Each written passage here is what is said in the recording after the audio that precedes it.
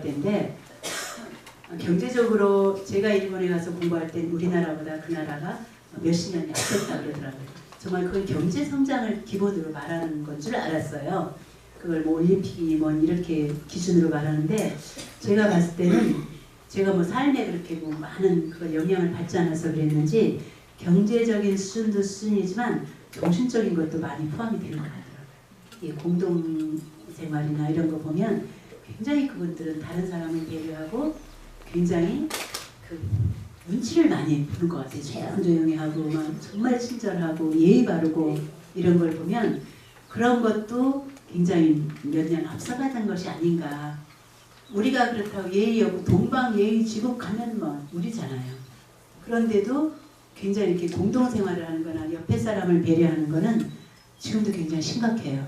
제가 그때 80년대 후반, 90년대 중반인가 90년대 초반 이랬는데 얼마나 그분들이 다른 사람을 배려하는지 여름방학이 가까워지니까 저한테는 하이타이 같은 걸 하나 들고 와서 방학 때가 되면 우리 유학간, 동경으로 유학간 아이들이 학생이 3명이나 돌아올 거래요. 그럼 걔네들이 때로는 기타도 치고 노래도 부를 거다. 그러면 여기서 스님들이 공부하거나 사는데 방해가 될 거라고. 미리 방학도 제기 전에 미리 하이타이 한 봉지 사갖고 와서 인사를 하더라고요.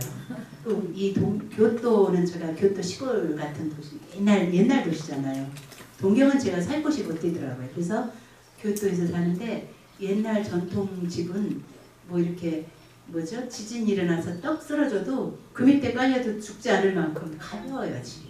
다 가볍고 정말 흔들흔들할 정도로 옆에 집하고 하나로 한 집같이 그렇게 옆에 사람 정말 숨소리까지 들릴 정도로 그런 전통 옛날 집이었는데 그래서 그런지 그렇게 예의를 지키면서 아우 그러시냐고 괜찮다고 저는 이제 아무렇지도 않게 했는데 아닌 게 아니라 여름방학이 되니까 아이들이 와서 이렇게 놀기도 하고 식사를 주는데 뭐 굉장히 좀 저는 많이 놀랐어요. 뭐 그런 것까지 그렇게 하는 건가 보다. 근데 왜 이분들이 그런 민족성을 가지고 있을까 생각을 했더니 10집 단위로 한 마을에 신을 모시고 사는데 그 신이 누구였느냐면 지조사마, 지장보살이었습니다.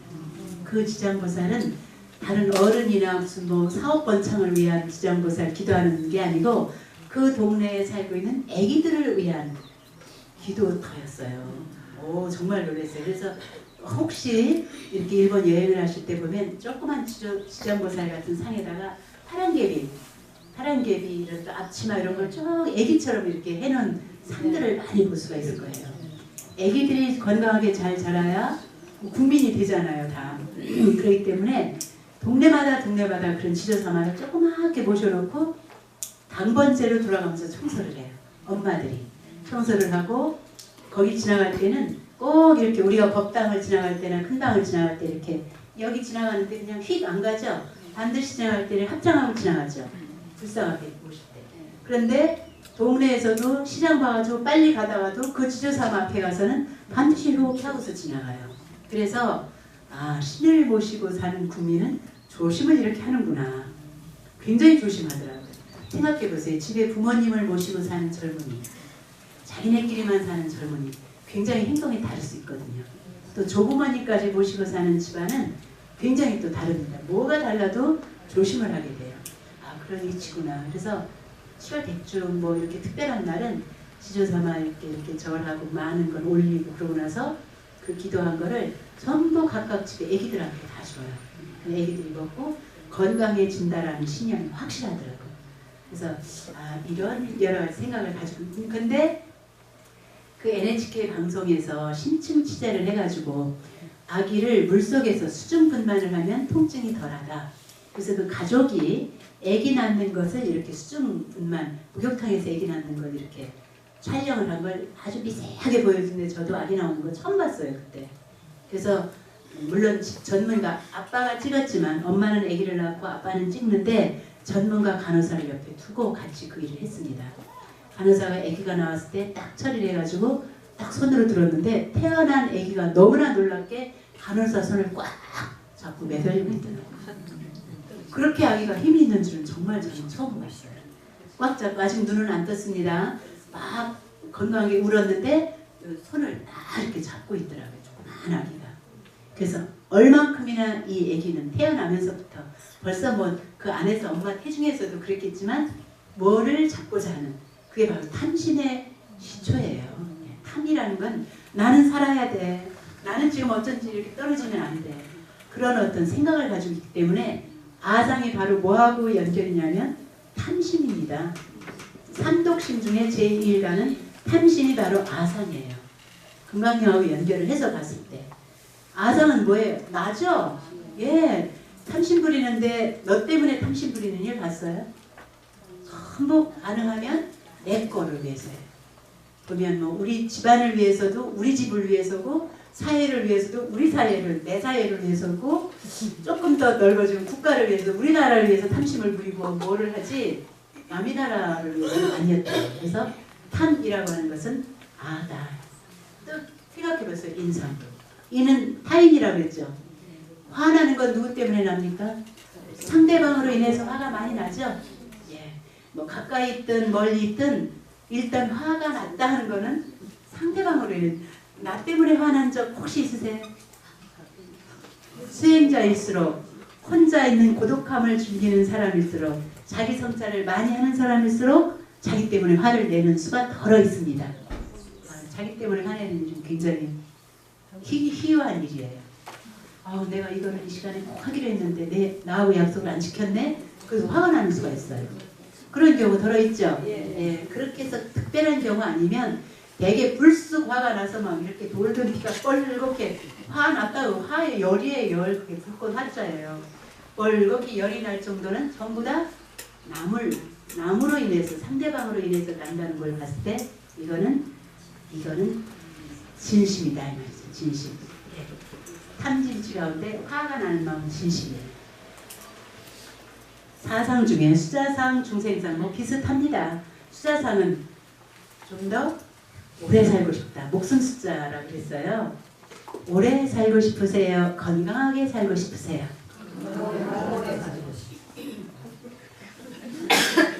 오래 건강하게. 그거 괜찮네. 예, 100세 시대라고 하는데 몸이 아프거나 경제적인 뒷받침이 안 되면 오래 사는 것은 재앙입니다. 예, 저는 그렇게 생각해요. 그래서 정말 한순간을 살아도 건강하고 내 의지대로 몸을 움직일 수 있을 때 산뜻하게 가는 것이 얼마나 멋있나. 저는 죽음에 대해서 그렇게 아쉬워하거나 좀 더 많이 살았으면 이런 생각은 솔직히 없어요. 정말 건강하게 그리고 내 몸을 내가 의지대로 이렇게 움직일 수 있을 때 그렇게 가는 것, 이게 참 축복의 어떤 죽음을 맞이하는, 그게 죽음이고 사는 거니까요. 사는 거하고 죽은 거하고 생사일혈이라는 말, 그건 말로만 있는 게 아닙니다. 정말 잘 살았을 때 잘 죽는 거라는 거죠. 그래서 저는 개인적으로 죽음에 대해서 매우 궁금하거나 매우 공포스럽거나 어떡하지 이런 생각은 솔직히 안 해요. 그거 생각하는 동안에 지금 어떻게 살지? 차라리 이게 더 좋겠더라고요. 지금 열심히 살고 최선을 다해서 살다 보면, 그래서 저는 학인들한테 만만한 게 저한테 학인이지 뭐예요. 학인은 저의 거울입니다. 솔직히 제가 불자님들은 제가 조금 이렇게 조심해야 할 부분들이 있어요. 왜냐하면 이분들은 기대치가 있거든요. 스님은 특히 비분 있으면 이러셔야 돼 라든지 그런 모습을 보면 기분 나빠. 굉장히 반응이 빨라요. 칭찬을 해주셔도 또 비난을 해주셔도 저는 다 달게 받겠지만 제가 그게 많이 흔들리지는 않습니다. 뭐 비난받을 일도 있으면 비난을 받겠지만 언젠가는 그 입으로 칭찬도 할 수 있어. 또 지금 많이 칭찬을 하고 찬탄을 해도 아유 내가 뭐 한 가지 잘못한 거 어디 알려줘 보세요. 금방 그 스님 어쩌다고 비난하실 거다라는 거를 제가 각오하고 있는 거죠. 그래서 금강경에는 그런 입지 여산, 산과 같이 뜻을 세워서 여여부동이다 이런 말이 있어요. 여여부동, 금강경 마지막 부분에 나오죠. 그런데 많이 영향받지 않는 것을 여여부동이라고 해요.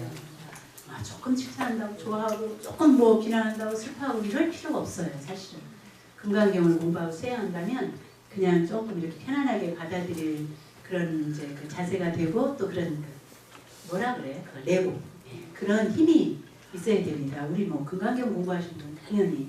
근데 하빈 스님들은 저보다 훨씬 후배잖아요. 사실 어떻게 보면 굉장히 순수한 사람들이고 또 저는 막 몇십 년 이렇게 시주님의 은혜, 부처님의 은혜 뭐 정말 많이 이렇게 빚이 많이 지어져 있는 사람인데 그래도 엊그제부터 시작한 학인들은 적어도 저보다는 매우 그런 면에서 가벼운 그런 입장이어서 저는 학인들을 매우 두려워하는 사람 중에 하나예요.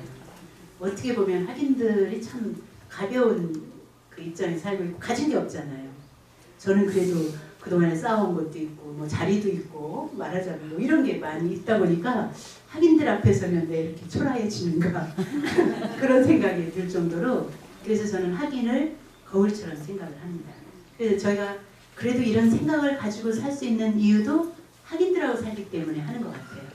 그 스님들의 말이 굉장히 저는 신선하게 다가오고 정신 차려야 돼요. 저는 그 스님들하고 이렇게 이야기를 하면 제가 한 말에 대해서 책임을 져야 되겠다는 생각을 많이 하게 되고 특히나 막 상에 대한 이야기 같은 거 할 때 맞다. 정말 스님들이 꼭 기억해줘. 그래서 내가 그거 못 지키면 아주 얼마든지 말해 달라고 이렇게 이제 하는데 죽음에 대한 문제는 굉장히 그렇게 생각해요. 난 죽음이 그렇게 신기하거나 그렇게 두렵거나 그렇게 막 우리가 모르는 부분에 대해서는 정말 두려워하는 것 같거든요. 죽음이라는 걸 경험해보지 않았기 때문에 원초적인 어둠이라든지 이 죽음 같은 게 굉장히 두려움의 대상으로 떠오르는 건 사실입니다. 그리고 저도 또 막상 또 그런 데 입각을 하면 어떨지 모르겠어요. 단지 지금은 제가 이렇게 이론으로 공부하고 있고 자꾸 저한테 이렇게 인지를 시키기를 죽음도 사연하고 똑같다. 왜냐하면 이렇게 옷을 떨어지면 바꾸듯이 더러우면 빨듯이 바꿔 입듯이 정말 우리 육신도 어느 세월이 이렇게 지나가면 바꿔야 되니까 그렇게 뭐 바꾸는 거에 불과한 건데 왜 그렇게 죽음이 끝나는 것처럼 수사상이라는 걸 가지고 좀 더 살아야 되고 건강해야 되고 금생에 한숨씩 죽게 되면 내생에 또 살아야 되고 이게 수사상이에요. 내생에 또 태어나고 싶으세요? 몇 분만 안 태어나고 싶으시네요. 제가 28살 때부터 1학년 수업을 하는데요. 그 첫 시간에 제가 한 말이 내 생에는 나는 안 태어나고 그 말을 했다는 거예요. 정말 참 신기하죠. 굉장히 어렸을 때인데 학인도 지금은 뭐 30살이 다 넘어야 학인인데 저는 28세에 처음 강의를 하는데 시문에 그런 과목이 나옵니다. 전생 윤회에 관한 얘기가 나왔을 때 나는 절대로 안 태어난다. 학인 스님들하고 그런 얘기를 했어요. 저는 그렇게 말하고도 제 생각이 그러니까 뭐 특별히 기억을 안 하는데 그때 당시 수업에 참석했던 스님이 요즘 그 얘기 해주더라고요. 이상하게 스님이 옛날에 강의하시면서 안 태어난다고 얘기를 했다고. 근데 그 말만 한 게 아니에요. 만일에 꼭 태어나야 된다면 필리핀 이슬로 태어나겠다. 그 마음은 지금도 변함이 없어요. 필리핀 이슬은 언제 없어져요? 햇빛만 나면 금방 없어져요. 네. 그것이 아마 그때 당시는 그게 일종의 아마 어떤 상이었을지도 모르겠어요. 이래야 된다라는 상이었을지 모르겠는데 쭉 이렇게 살아가면서 또 옆에 간 도반도 있습니다. 물론 병으로 갔지만 간 도반도 있고 실제로 가서 제가 연결식도 하고 지금 어디로 갔느냐고 제가 이렇게 그것도 해고 했는 조문도 해고 했는데 앞으로 또 가실 분들도 제가 이렇게 손으로 꼽아봐요. 실제로. 그런데도 그 죽음이라는 거에 대해서 그렇게 슬퍼해야 되는 건가? 그렇게 해석하고 정말 이게 끝장이라고 봐야 되나? 이런 생각을 해서 앞으로 우리 여기 불자님들도 도반들하고 혹시 이렇게 말씀 나누고 토론을 할 기회가 되면 뭐 인류 대학에 보내자 어디에 취직시키자 이런 이야기는 옛날에 많이 하셨잖아요. 그러니까 지금 앞으로는 조금 진짜 죽음이 뭐지? 정말 어떻게 하면 죽음을 편안하게 좀 평화롭고 사는 그 모습 그대로 죽음을 맞이할 수 있을까? 이런 얘기를 해보시는 게 난 더 좋을 것 같아요. 그게 오히려 더 좀 이렇게 실속도 있고 좋을 거예요. 많이 쌓아놓고 많이 뭔가 올려놨는데 막상 죽는다고 생각하고서 억울할 거 아니에요. 억울하지 않은 죽음을 맞이하려면 가끔 이렇게 죽음에 대한 얘기도 하는 것이 참 좋을 것 같아요. 저는 어릴 때인가부터 이렇게 죽음이 슬퍼할 것만은 아니다. 이런 생각을 하게 되더라고요. 굉장히 슬픈 죽음을 제가 경험했습니다. 실제로. 웬일인지 재만 지내려면은 제가 그렇게 뭐 누가 돌아가셔서 난 그렇게 슬퍼보질 않았거든요. 그런데 지독하게 슬픈 죽음을 제가 이제 경험을 하고 49세까지 잘 이렇게 모셔보고는 지금 정말 가볍게 잘 가셨구나. 얼마나 그렇게 아름답게 맞이할 수 있는 죽음인데 나는 그렇게 슬퍼했구나. 그런 생각을 이렇게 하게 되더라고요. 자연이. 그래서 어떤 계기가 돼야 되는데 금강경이 계기가 되어서 이렇게 막 수자상이나 중생상 이게 굉장히 이거는 아까 이게 탐신이라고 그랬죠? 그러면 이게 진심이었습니다. 이건 뭐겠어요? 치심입니다. 치심. 두 개 합해서 치심으로 봤어요. 뭐 좀 더 살아보자. 오래 살자. 금생이 안 되면 내생까지라도 연결해서 뭐를 태어나서 살자. 이게 중생상은. 중생이라는 생각이에요. 아까 중다 생명. 많은 생명을 가지고 있는 굉장히 어리석은 마음이죠. 뭐 조문하러 갔는데 나는 살아있고 지금은 건강하다. 나 죽을 생각이나 이런 생각 하나도 안 해. 거기 슬프고 거기 유가족 뭐 이렇게 위로를 하지 내가 죽는다는 생각 안 하는 게 이게 치심이에요. 이게 어리석은 생각. 이게 중생상이고 우리들은 늘 그런 걸 생활 속에서 반복하고 있거든요. 그걸 알아차리지를 못했을 뿐이지 우리는 늘 그런 생각을 하고 있어서 늘 건강하다는 또 늘 뭐 살고 있다는 이런 그 상에 꽉 차 있다는 거죠. 조금은 좀 가볍게 우리가 사는 생활 자체도 사는 게 그렇게 심각하지 않습니다. 아주 심각하세요? 굉장히 아주 신중하게 사시는 모양이죠? 저는 그렇게 사는 일이 그렇게 심각하지가 않더라고요. 그러면 또 난 저 스님하고 금강경 공부해야 올라 안 해야 올라 하나도 심각하지도 않은 이 진스하고 무슨 공부를 하겠노 이런 생각 하실 수도 있는데 사는 건 심각한 거 아닙니다. 여기 어른도 계신데 이렇게 말하면 좀 그것도 아닌가? 진지하고 물론 한순간 한순간이 뭐 기가 막힌 순간이지요. 근데 제가 이렇게 심각하지 않다고 이렇게 웃음처럼 가볍게 말씀드릴 수 있는 건 집착을 안 했을 때. 예, 그 얘기예요. 어디에도 집착하지 않으면 하나도 심각한 일이 없어요. 예, 재물이 심각하겠어요. 명예가 심각하겠어요. 자식이 심각하겠어요. 아이고 돌았으면 남이라면서요? 예, 그 대상이 심각하겠느냐 그 말이죠. 그래서 우리는 정말 집착을 하지 않는 기본적인 마음을 가지고 사상에 주하지 않는 마음. 주라는 것이 몇 가지라고 있었어요? 세 가지이니 첫째 원력, 두 번째 수행, 네 번째 집착, 세 번째 집착 그랬죠? 외우셔야 됩니다. 무주상으로 뭐하라 이렇게 했을 때 주자는 그런 세 가지 의미가 있는데 문구에 따라서 뜻에 따라서 이건 집착하지 말라는 뜻, 이거는 수행을 하라는 뜻. 여시 주하라 이런 말 있었죠? 이와 같이 수행하라. 이와 같이 안주하라.